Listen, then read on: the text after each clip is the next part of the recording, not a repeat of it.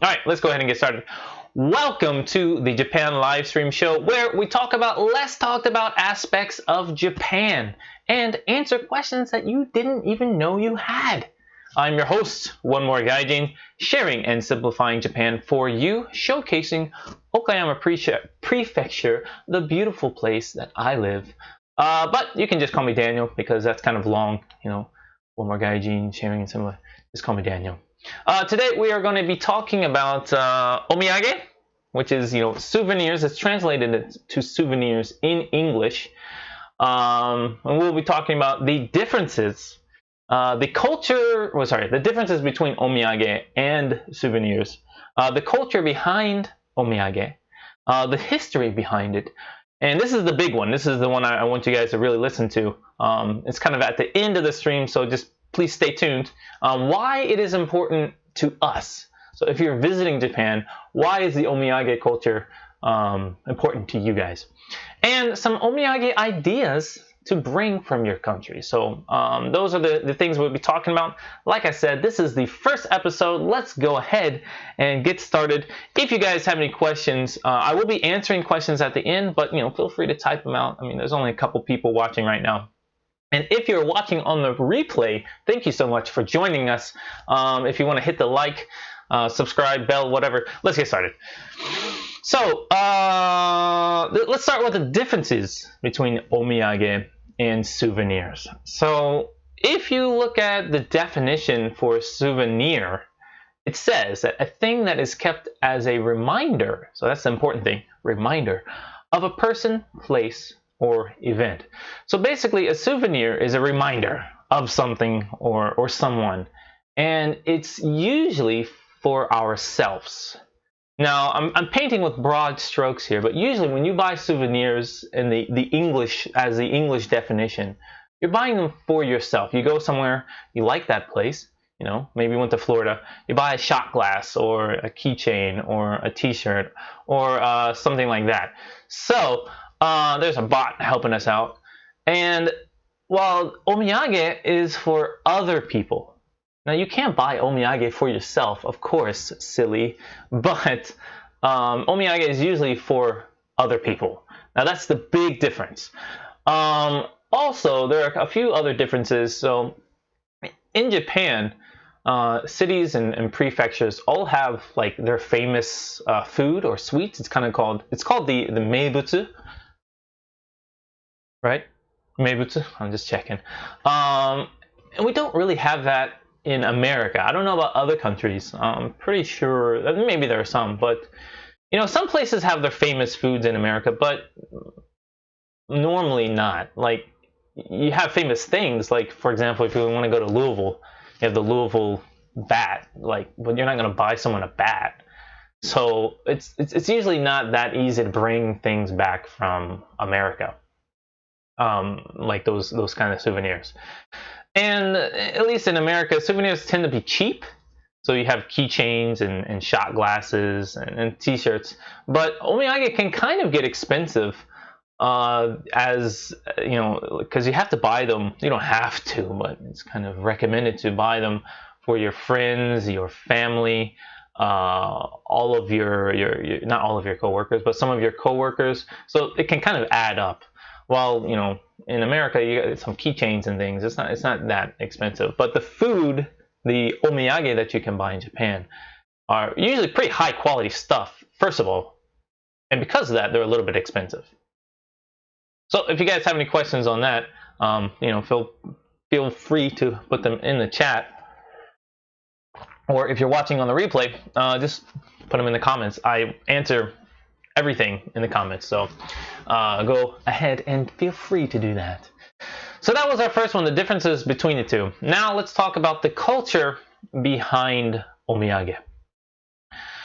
First of all, omiyage, they're kind of expected in Japan.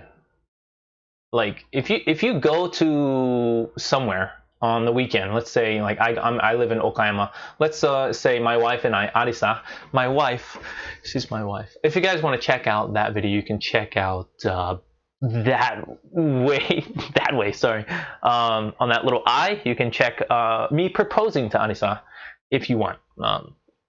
Anyway, so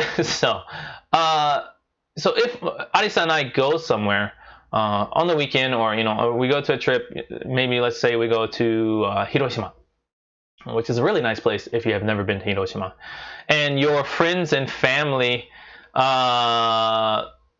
and coworkers know that you went on a trip somewhere and you don't bring back any omiyage, they probably won't say anything, but it's going to be kind of awkward. Like, people are like, oh, you went to Hiroshima, how was it? And then they're like checking for your bag to see if you brought any omiyage. They don't actually do that, but it can get a little bit weird. You're not starting off, you're not, it's just kind of a cultural taboo, kind of. Yeah, thank you, Ramsey Silent. The bot is kind of a new thing that I've been experimenting with. Yeah, so it can get a bit awkward if you don't bring omiyage back. Like I said, it's kind of expected. Of course, me, like, I'm a foreign person, and if you're foreign, people will cut you some slack, but you don't want that. You don't want people to cut you slack, right? Or at least I don't. I want to do things, what's culturally appropriate. That only helps you blend in more into the culture. So we want to do things the right way, right? I mean, I do. I hope you guys do. I think you guys do if you're watching this. So let's do things the right way. So with family and friends, you can kind of splurge a little bit with your omiyage. You can buy them a little bit more expensive things, or maybe more things. Usually it's food. So you can buy them like a bigger box of food, or the sweets or snacks. But for coworkers, you don't have to. It doesn't have to be super expensive. You can buy like one box that holds like 10 things. 10. Let's say you're buying the meibutsu of Hiroshima is momiji manju, which is in the shape of a maple leaf, and it has like uncle or sweet red bean paste or chocolate or custard in them. Really good. It's like one of my favorites. So let's say you buy a box of those, and you have 5 coworkers in your group. You can buy a box of 10 and maybe give each person 2. You don't have to buy a box for every person, because that would be super expensive. And it's the same with your family and friends. Just buy maybe a bigger one so they can have a few more. It's kind of the way to go. And usually the things sold for omiyage are usually all individually wrapped inside the box anyway, so you don't have to worry about opening the box and just giving them like a manju or like a snack just out of your hand. It's all like prepackaged and things, so you don't have to worry about that. And like I said before, food is usually the big one. Usually you just get snacks. Like some famous ones are, like I told you about, the Hiroshima momiji manju. There we go. Which is one of my favorites. And there's another type that's called the nama momiji manju, and they're really good. And they're kind of like a chewier version of them. Tokyo bananas are my favorite. They're my #1 favorite. So you go to Tokyo, and it's like this banana custard inside this like cake kind of.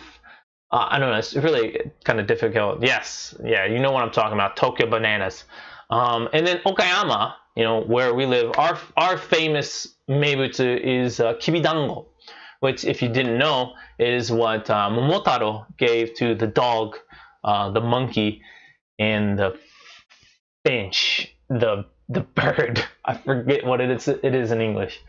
So he gives a kibidango to those, and what they are is it's like milled soybean powder with dumpling with red bean paste, and that's a horrible explanation. I am sorry.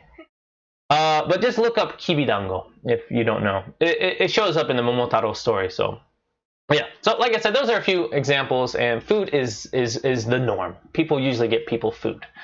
Not always, but usually. Okay. All right. Yeah, we're just moving on. It's been about 15 minutes. I think everyone's having a good time. We got like maybe 2 people in here. That's great. That's great. No, we got 6. This is amazing. Holy crap. I was shooting for like 2. Besides Aisa, there's 6 people. Thank you guys so much. You guys are on the ball. On the ball. Put hashtag on the ball. Hello, Stephen Hoffmeister. Steven. Is he the one coming to? This is Arisa. This is my wife. The camera's right here. Yeah. I can't see your birthday. Yeah. So yeah. If you guys put in hashtag on the ball in the comments. Hashtag on the ball because you guys are on the ball. So yeah, thank you for joining everyone. You guys are awesome. So now let's go to history. The history of omiyage. Do you know the history of omiyage? Yeah, like how did omiyage, the culture of omiyage start? Not sure, right? In fact, Japanese scholars don't really know. That's it. Finished. No. But Japanese scholars don't know exactly, but we have good ideas. I say we. I'm not a Japanese scholar. They have good ideas, or at least good guesses. So it's believed a long time ago, mukashi, people would go on pilgrimages. Pilgrimages. That sounds weird. Is that a word? Pilgrimages. Yes. It's on the ball. Nice. Thank you. Yeah. So anyways, they would go on pilgrimages to shrines and temples to get the blessings from those gods or goddesses, getting the good karma. And it was thought that if you bought omamori, do we have any omamori? Can you bring me my bag, please? Okay. I have my yellow one on there. So they would buy omamori, which are kind of like good luck charms. They would also buy things like like sake cups and things, and those were thought to bring and pass on that good luck and good karma. So when people went on these pilgrimages to faraway shrines and temples, yes, exactly, they would buy things like this. They would buy things like Duffy. No, I'm just kidding. They would buy things like this. This is a omamori. This is from. Where is this from? Ono? Mie. Yeah, Ise Jingo. Ise Jingo. Yeah, wow. Does that say Ise? That doesn't say Ise. What does that say? Gaigu, soto no. Oh, okay. Anyways, that's a omamori.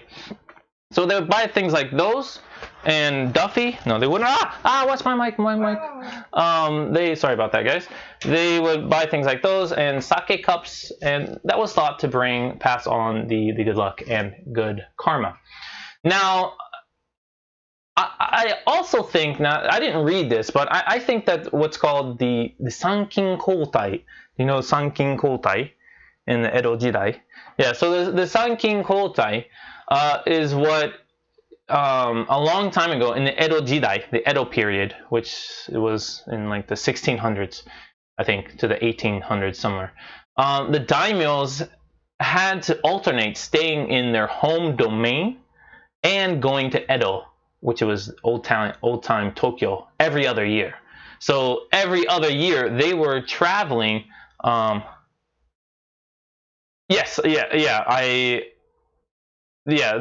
were traveling every other year from their hometown to Tokyo or Edo, and this created a kind of a road, like a Silk Road, where there was a lot of people selling things, markets and things. And I'm sure that when people are coming back to visit their family and things, I'm sure these people were probably bringing things back from Tokyo, maybe from Kyoto, and giving them to their loved ones. So I think that they were bringing omiyage, and but I didn't read that. But it's kind of I would expect that, but that's my opinion. And then, so after that, railroads. Railroads were invented and established in Japan. Japan has one of the best infrastructures in the world pertaining to railroads. And food preservation got better. Stations started selling food that could travel easily, and boom, there you have the omiyage culture. So it went from omamori and religious items to food. Of course, everyone wants food, right? All right, we are going to take a little bit of a break. I'm gonna get maybe some more water, have a drink, and then in the meantime, I have a little bit of a quiz for you guys. A quiz. Yeah. Now it could be easy or it could be hard, but no cheating, please. Don't be Googling. No Google foo. What family was the shogunate family during the Edo period? So what family was the shogunate family, the top of Japan, the head of Japan during the Edo period? If you know your Japanese history, this is probably pretty easy. And even if you don't, you probably have heard of this family. I will be back in like a minute and a half. I'm gonna get some water. It's still gonna be live. You can see me drinking water and things, but and drinking other things. So if you guys want to go pee, think about the quiz, and if you get the right answer, good job. I don't have anything to give.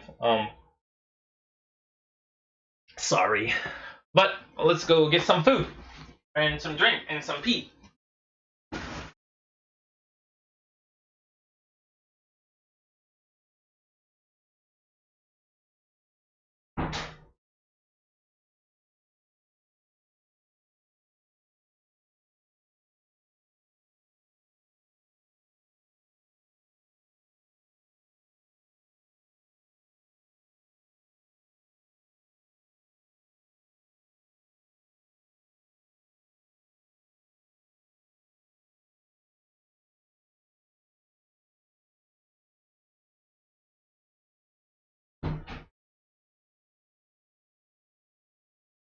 You can go and talk if you want.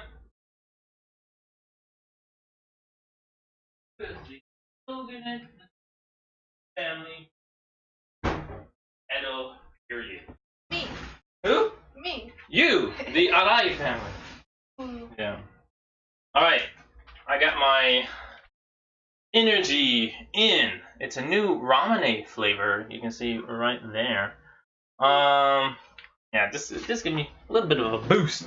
How's everyone doing in the comments? Boiled nuts. Usually the Japanese will give the traveler some okane if they are going on a trip, is what I understand. I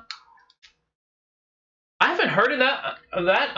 Like when are you talking about? Like a long time ago?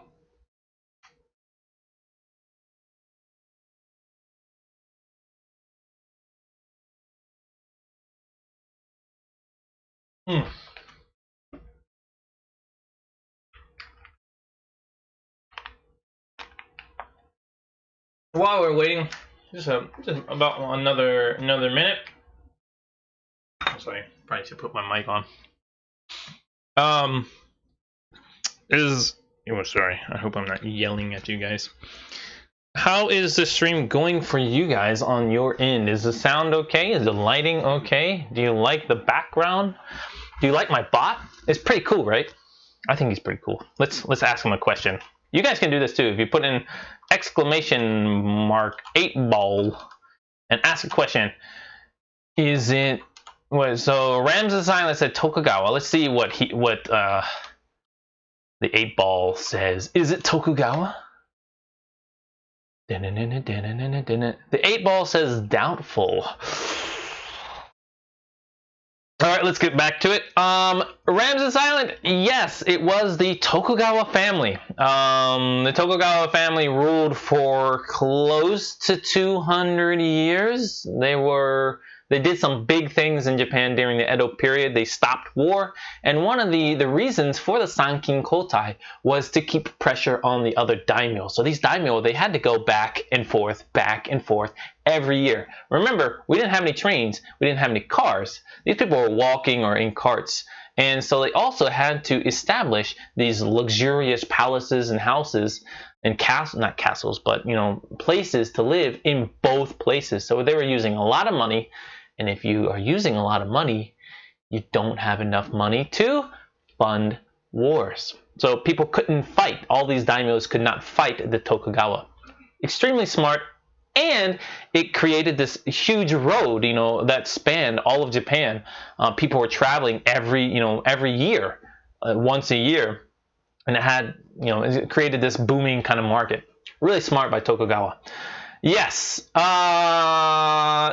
Thank you, Stephen Hoffmeister. It is good to hear that everything is the quality is okay. I do want to address what Ramses, you said that people can't chat until the live is over. I do realize that, but this will be on replay. So if you guys want to share this with your friends, on the replay, people can do comments on the bottom, and I think they can also do live chat. I don't think they can. That sounds really weird. That's not live. I'm an idiot. Never mind. All right, well, let's get started. Yeah, so it was Tokugawa. Ramsey Silent, good job. You are a Japanese history buff. And guys, if you are learning something, please like, sub. I think most of you guys have already done that. And even better, please share it. Sharing is definitely caring. For example, if it gets seen by your friend, someone I wouldn't have normally been able to reach, they watch, they learn something, they share it, rinse, repeat. We got 2 million views on this live, so maybe not 2 million. But all right, let's talk about the big one that I really wanted to talk about. Number 4, why is the learning and knowing about the Omiyage culture important to us? So this is the big one.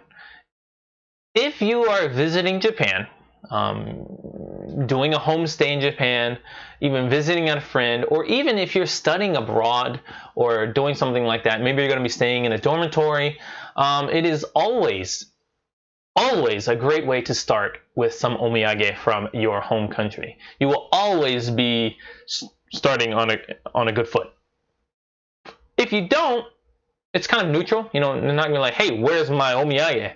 But it will show a lot of things if you do this. It will show you have a good understanding of the Japanese culture already, and it's just a good gesture. So if you're doing these things, if you're visiting Japan, doing homestays, even staying in a dorm, all those kind of things, if you will be taken great care of by your Japanese friends. They will take so much care of you. You will be cared out. Like you will be just in a care coma. Okay, like it's really amazing. They'll probably even give you gifts and things. It's just kind of the nature. They have this thing of omotenashi, which is translated to, I don't know, basically taking care of people without regard for yourself, kind of, I guess, is maybe a rough translation.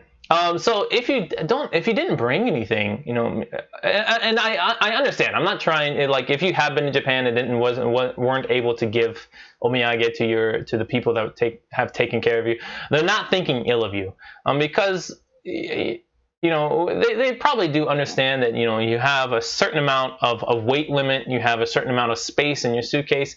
It's a little bit difficult, but there are definitely ways to do it. And you'll probably feel bad if you're all your friends and the people that you're staying with have taken so much care of you, and you don't have anything. So it's kind of for you as well. Giving is a great feeling. I love to do it, and also receiving is a great feeling too. So think about the other people. I have had some experience with this, not personally, because I was able. Someone did tell me this stuff before I studied abroad in Japan, so I was kind of ready for this. But some of my friends who have visited, or some people that I do know, they haven't really brought anything, and they talked to me later and said, yeah, they kind of feel bad. So don't, learn from their experiences, and learn from me. Don't be in that position. And it's not the monetary value that is important. It's the thought that counts. But even more than that, like omiyage has a lot of unsaid feelings behind the act of giving omiyage. It has the feeling of saying thank you. Obviously, it has a feeling of please take care of me. It has the feeling of like I'm going to be in your debt. It has all those feelings, all in just saying, hey, here. That's it. That's all you have to say. So Japanese is a highly contextual language and culture. So you have to think about that.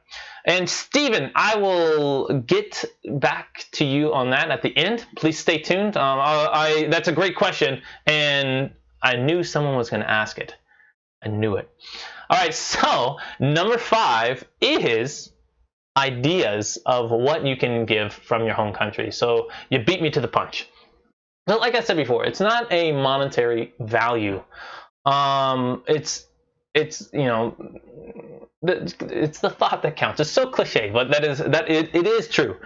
Good things that I feel that Japanese people really love are things from your hometown or your home state or your home province or whatever. So we can't really bring food because at least in America, we don't have that kind of thing. I'm from Cincinnati, Ohio. I can't bring a can of Cincinnati chili, Skyline chili, to Japan. It's not going to work. Okay, I mean there are cans, but it's going to be so bad. But for example, sports teams, like hats, T-shirts are great. Anything like like if you know that they like baseball, or if they like soccer, or American soccer or American football or something like that, those kinds of things do really well. I like to give things from like zoos. Like we have the Cincinnati Zoo. Yeah, and Cincinnati is well known for the marathon where pigs can fly. So I got her this the first time I went back. So, and thank you. Yeah, that's a good idea. So that was like 6 years ago. It's not heavy. Yeah, it's not heavy. Stuffed animals are really good. But zoos and museums or anything like from museums that you have. And even from the airport, like it's kind of lame, but the airport has a lot of good things. It doesn't have to be big. It's just the act of thinking about it, and thinking about the people that you're going to be staying with, and thinking, oh, I should get them something.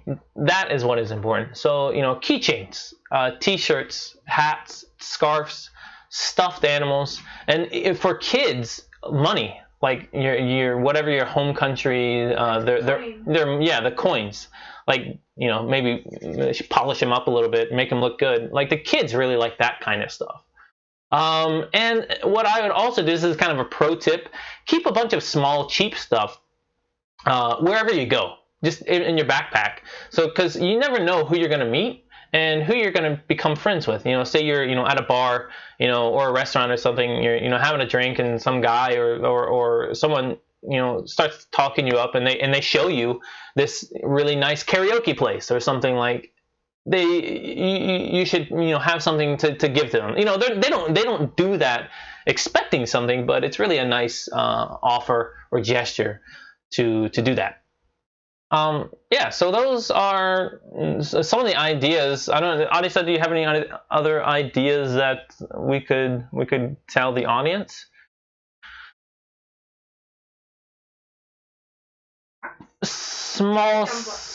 Buy bigger one than. Yeah, like even like just American, or Australian or English like snacks, like Hershey's Kisses. Just make sure it's not in the summer, or you're gonna have like poo stains all over your luggage. Like things like that. that you can kind of just give out is they're all great ideas. Yeah. So just remember, giving feels good. So what we talked about in this the first Japan live stream show. That's a horrible name. Probably not going to change it though. Maybe I will.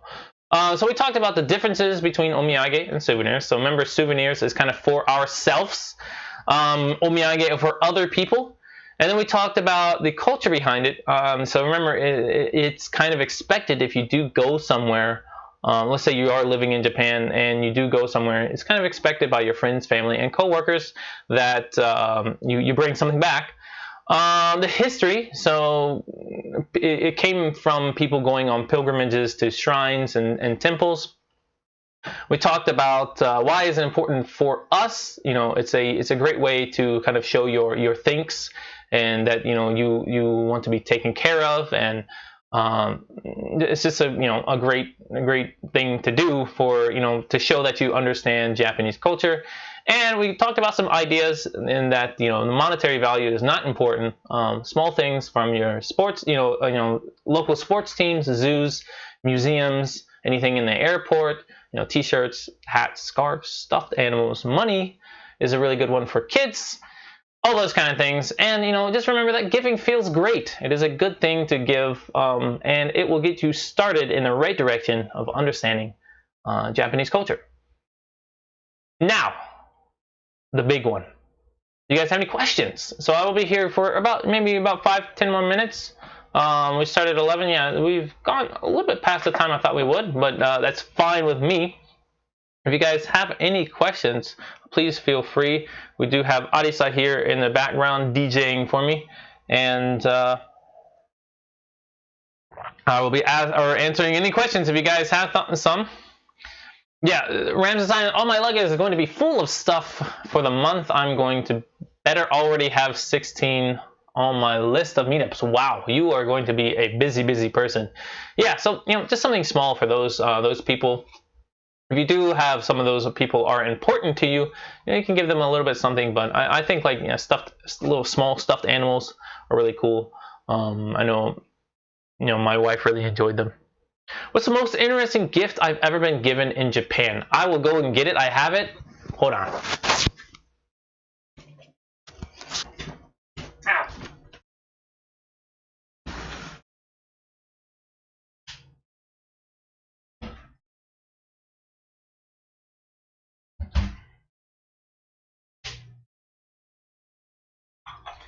Is this right here. Don't worry, I'll get closer so you guys can see it. So the story behind this is I was a young 19-year-old in Nagoya,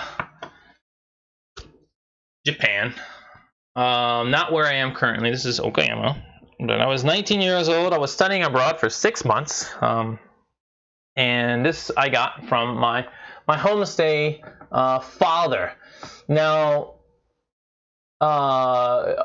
before we went on the study abroad, my professor, he told us that they're going to say don't bring any souvenirs. They don't want them, but you should bring souvenirs. So I brought something from America. I forgot what I gave to him, honestly. It might have been like a shot glass or something. And he gave me this. It is in the shape of an acorn, but you take this out, and it is a sake cup. It kind of fits really well, right? It's really cool. One of my favorite. It's one of the most interesting gifts I've gotten from other people in Japan. It's really cool. I don't actually use it because I don't want to break it. It has a lot of sentimental value to me. So it's pretty cool. I like it a lot.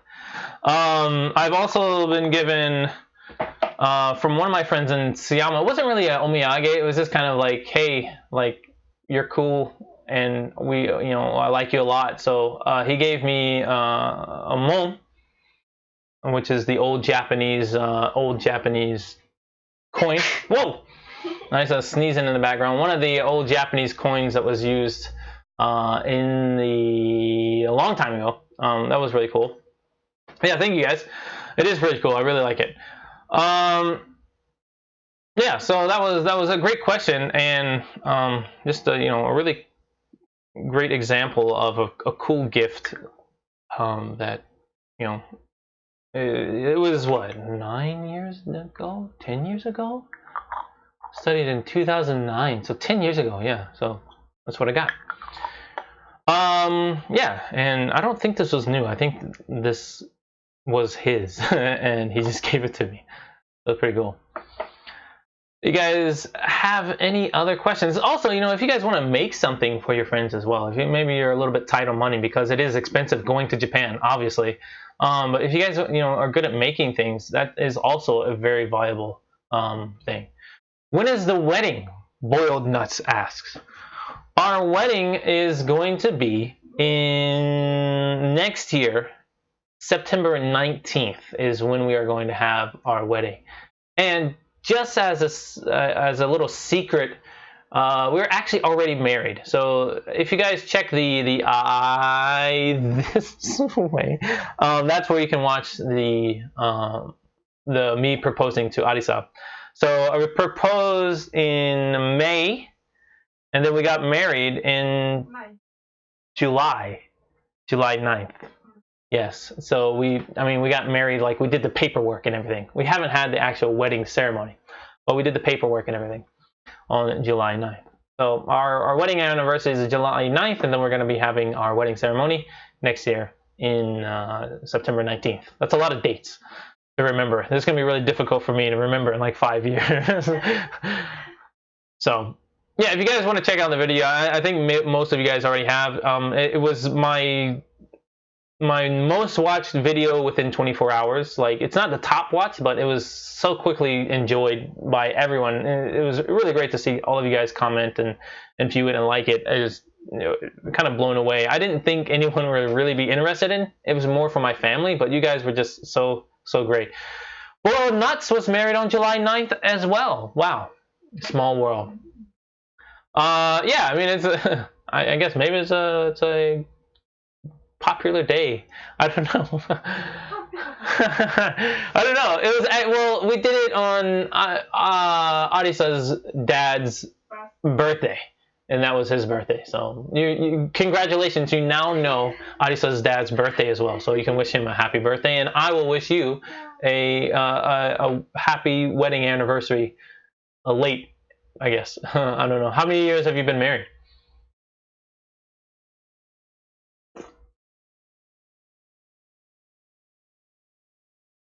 It's a shame we didn't get any new subs. If we get a new sub, like I have like this awesome guy that kind of pops up, and it's so cool. And you guys, I mean, thank you for subbing, obviously.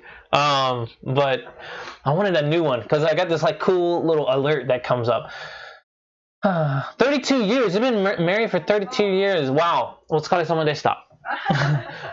You are our dai senpai. Yeah, so that's great. I mean, obviously, you guys are in very much in love if you've been married for 32 years. That's amazing. I really can't, I can't imagine it. I don't know where we're gonna be, what we're gonna be doing in 32 years.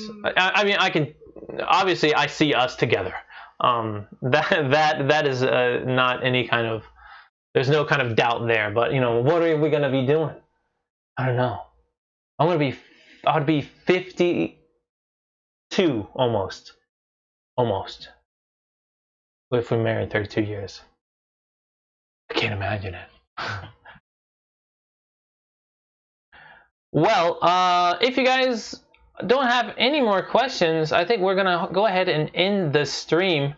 Yeah, we went for about 45 minutes. That's a pretty good time. I think I really enjoyed it. I'm going to be trying to do this every week. I got a bunch of different show ideas. The theme for the show is, remember, less talked about aspects about Japan. So we talk about less talked about aspects of Japan. So if you guys have any ideas or things that you would like to know that maybe might not be a mainstream YouTube video that people always make, please let me know. You guys can follow me on Twitter, you can follow me on Facebook, you can follow me on Instagram. I think the bot has been putting my social media links right there. Good timing, Stream Elements. There he is. Good job. Yeah, so you guys can follow me on there. Let me know. DM me. You know, if you guys want to comment on the video after it is finished, go ahead and do that. But thank you so much for joining. I really had a great time. I hope you had a great time too. Yeah. Give the video a like and, you know, share it, please. This has been One More Gaijin on the Japan live stream show.